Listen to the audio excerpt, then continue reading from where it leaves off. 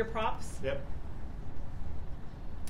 Hi, I'm Candy Woodall with PennLive, and we're here today to help you with the real holiday prep you need. If you're like us and you've already had a long week, give us a thumbs up because we have exactly what's going to help you get through this holiday. Wine. We're here with Paul Vigna, our PennLive wine expert. What are you going to do for us today, Paul? We're going to try some sparkling wine and have fun. That's right. And we also have Stephanie Sadowski, our life and culture lead. I'm just along for the ride, really. Want to That's go to great. a wine tasting? Yes, I do. Paul, And we forgot to introduce the Yule log. yes, we have a Yule log because Christmas would not be Obviously. complete without a Yule log in. that's right. That's right. Okay, so what's And we're feeling festive. Paul, okay, I want wine that tastes like champagne that doesn't have fruit in it. What can you give me? None of the above.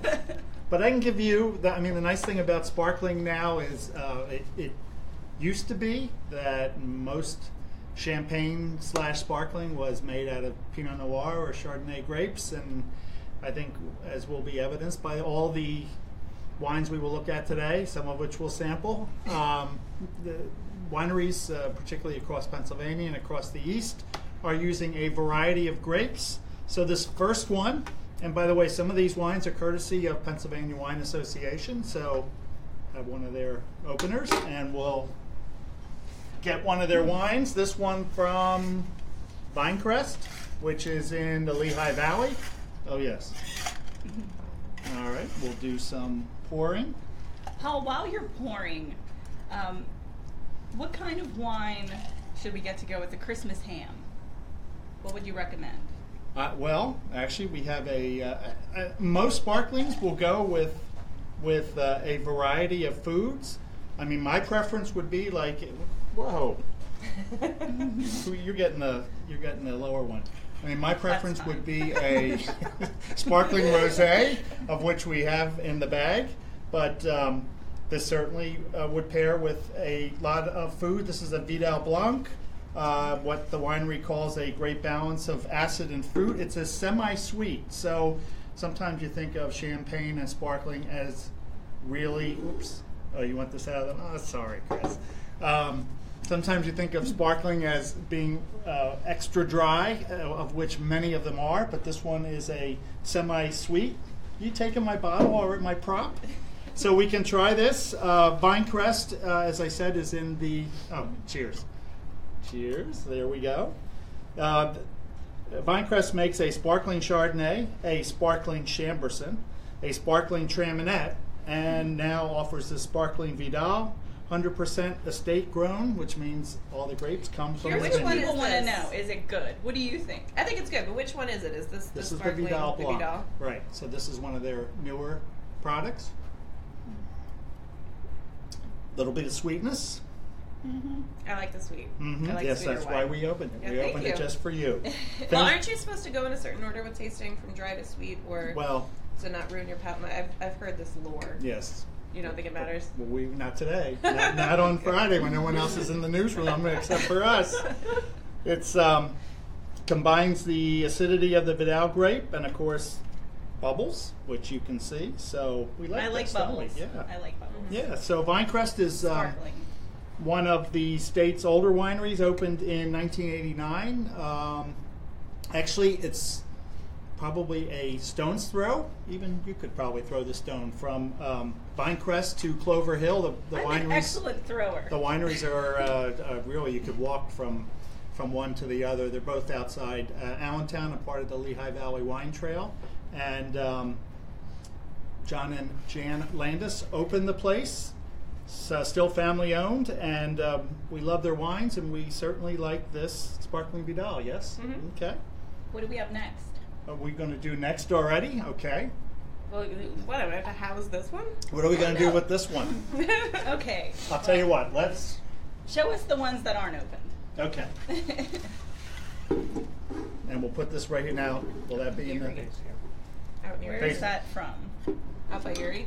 Presque Isle. Presque You know, Isle. I believe they're getting a white Christmas. I just want to say. Very well could, up in northwestern Pennsylvania. One of the oldest wineries in the state.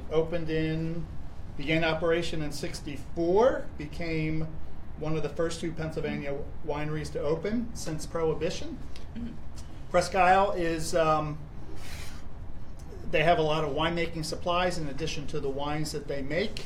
And Douglas Moorhead, who's one of the founders and owners, is still working there, still involved with the Winery Association, and they still make a lot of product that wins a lot of awards. Now, this is the Falling Water. It says it's inspired by the waterfalls on their winery.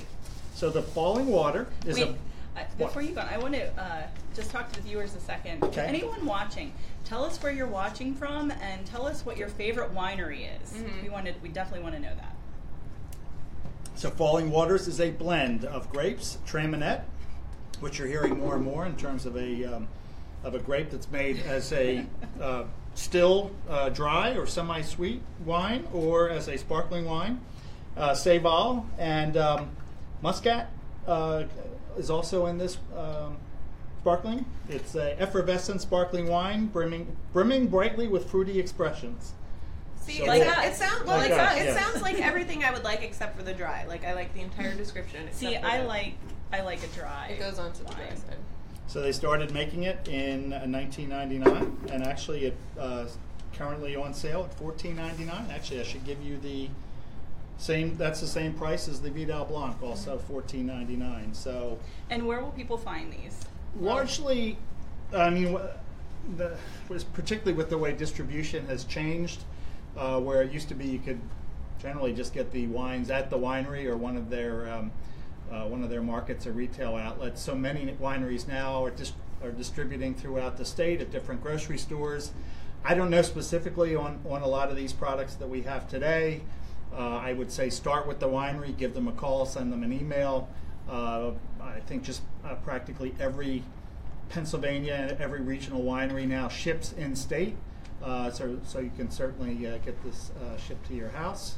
But in a lot of cases, wineries will distribute either through the state stores or through their grocery stores, particularly in the area around them. So not sure about this one specifically, but I would start by calling the winery. And I know from experience, you can go to your local state store, and if they don't have something that you're looking for, they can try to get it for you. Order it in.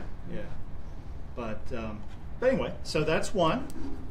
So again, that's Presque Isle. It's Falling Waters. Stephanie is from Scranton. Do you have any Scranton wines I don't. in your bag? No, we had the Priate vineyards up there for a while, but there's some out in Wayne County.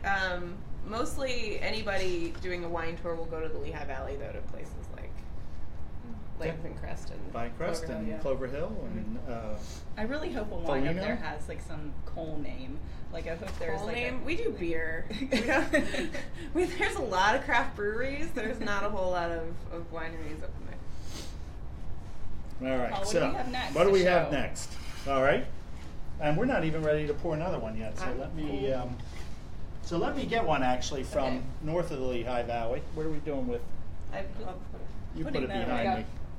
with the Yule log. All right. So one of my field trips every year usually is to Galen Glen. It's one of my favorite Pennsylvania wineries. It's up in Schuylkill County in a little hamlet called Andreas. Just north of Scranton. Okay. Yes, indeed. I know you cross, I think, 309, and next thing you know, you're Yes, turning that's up.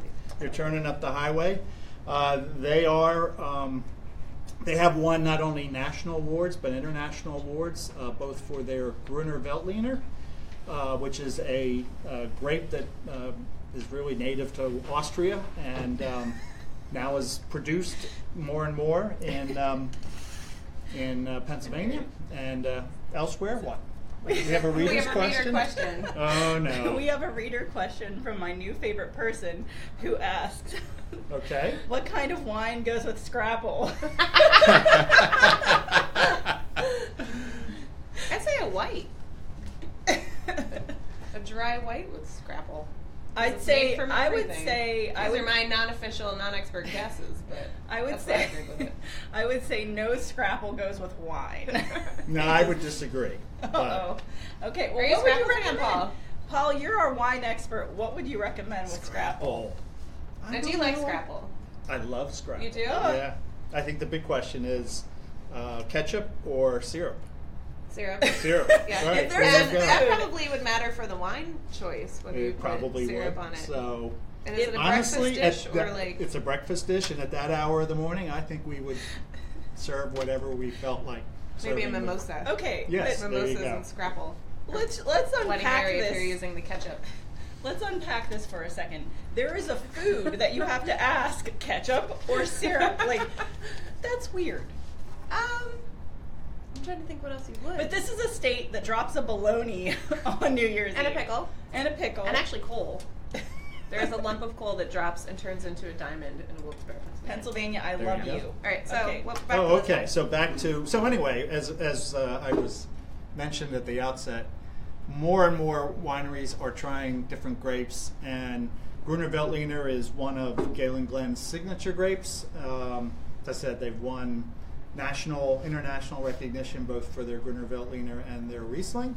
And I picked this up, I guess, a month and a half ago when I went up for some of their dry still Gruner Veltliner and Riesling, and bought some Chamberson, and also brought a bottle of this home, largely because my wife loves Gruner Veltliner. So at some point we will chill this up, and it's probably the Now, one. is that sweet or dry? That one will be dry. Okay. Yeah, and it's probably the one sparkling that's off limits today because I have to bring it home. Crooked wines and crooked vines and exquisite wines. There you go. Nice. What they call it is, they call their Gruner a cross between a green Sauvignon Blanc and a citrusy Chardonnay. It's the missing link for people who don't like dry wine. And how long does it take to get there from here? 2 hours. Yeah, no matter what speed you go, it's about 2 hours. And this bottle is $19.99. So anyway, so there's another choice of a bubbly that's not your traditional grape, but I think will probably sell very well for them. So are we ready for another one that's opened? Okay. Yes. Alrighty. So, man, we're still in sort of the Lehigh Valley. Not sort of. We are in the Lehigh Valley. But do you know Blue Mountain? Have you ever been to Blue Mountain in New Tripoli? Or is it New I know Tripoli? it exists. It's New Tripoli. Okay. Yeah. See, that would confuse me. I would think it's like the one on the turnpike. You know, What, the Blue Mountain? But Oh, this is- the actual mountain? Here. No, this Thank is you. the Have one by the where honors. Marcus, our Okay. outdoors writer Pouring. Marcus Outdoor. lives closer to that location, I would think. So Blue Mountain is another family-owned winery. Vicki and Joe Greff opened this back in. Let's see. They began their dream in 1986 by planting grapes. When Joe began making wine in 1993, he had never made wine before. Well, here you go. 24 years later, they not only are still making wine, but making a lot of it, and it's turned into a real nice business and a great destination up in the Lehigh Valley. So this is a Brut Reserve made in the traditional way. It's a cuvee of both Pinot Noir and Chardonnay grapes, richly textured with fine bubbles and a creamy long finish. It sells for $26.50. So what's the? And This this, should I be a little think, drier. would go- This is a sipping wine for me. This would be one. I mean, not that you shouldn't be, but this is one. This would be a slow glass of wine for me. This I think would A go lot with. more to this one. I think this would There's a go lot with, going on. with turkey or ham. Good. Possibly Scrapple. Yeah. I think we already agreed that anything will go with Scrapple, but For your Lebanon bologna. or Lebanon bologna. Oh yeah, Lebanon bologna sandwich maybe. But With pickles. I think more and more, both in Pennsylvania and across the East, one of the trends. Wineries are making a lot more rosé wines because the interest in rosés have gone up, and the other trend you're going to see is that more and more wineries are starting to make the sparkling wine. Used to be a handful of wineries made it. Now you go to most wineries and look at go to a number of wineries and look at their wine list, and they are including sparkling wine. Interest is up. It's a wine now that not only is consumed at the holidays, but some people like to drink sparkling wine year round. So, What are the main things you're looking for when you're buying a new wine? Well, I mean, in this case, I'm looking for the bubbles, but I mean, what sells? Sometimes it's just the label. Yeah, I love labels. Sometimes I'm it's the the label. name. Yeah. As I think of like our buddy boy up the road that has some of the more unique Yes. wine names. You're talking about the vineyard at Hershey, I suppose, with the unique wine names. Exactly. Yeah. So I mean, some wineries will name their wines after the grape, and then others sort of have this niche. Allegro has wines named with a musical vocabulary, and Buddy Boy, as I said, is another one that has perhaps the most unique names of any wines, not only in the state but on the East Coast. What's their most unique? What do you think is their most clever wine name for Buddy Boy? I don't know. I mean, the one that you don't forget is like Miss Pissy Pants. Might be one that most people, I think. And that is the thing that would get me to drink a bottle of wine. Between the label and the name, I would, if I feel like I have to take this home and find out. Yeah. What? Yeah. Chris, I don't know that I would buy that one. but off I camera, would what did you have at Adams County? Rebel Red, right? Rusty's Red. Rusty's, that's right. Rusty named after the dog there. So it could be. I mean, part of the fun of wine is just experimenting and exploring and trying different things and different grapes that maybe you didn't try before. Okay, we have people who are going and buying, some last-minute wines. What are the 3 wines you would recommend if they're going to, say, Fine Wine and Spirits over in Silver Spring Township Ooh. tonight? If you could just pick 3 for the holiday, which 3 would you recommend? Oh, I don't know so much. Label. Is this for a gift or for your table? For your table. For your table. Well, this is where we can get into if you're going to the fine wines and good spirit stores, I think you look at any of the chairman selections is usually what I'll do. I get in a wine shop and I'm like a kid in a candy store. It's like going up. But if you don't have the time to be looking at what's new, I'd start with the chairman selection, and usually good price, some good bargains, and they have a nice mix of reds and whites, and that's at the bigger stores. And at the smaller stores now, they've started this Chairman's Advantage, which are all wines that they recommend similar to Chairman's Selection, except they're all under $10. And we've had some of those in here and really liked them. One in particular, an Italian sparkling. I think we got for $7.99. Mirabello, I think it was called, which was a fan favorite. So I love the Italian wine. So listen, if you really like wines and you sort of like to explore or experiment, I think you go in and say, hey, what's new? But if you're as uneasy in a state store as I get buying beer, where I'm like, oh my gosh, where do I start here? I don't think you can go wrong by just picking up a couple of bottles of something that's part of the Chairman's Selection or the Chairman's Advantage, depending on what size shop you're in. So Excellent. So we're through most of them. What do we got? A couple left. Well, we got a lot of wine to show. No drink, but Is this another No. Lehigh Valley wine? this is Firo in. I always get them mixed up. Lewisburg.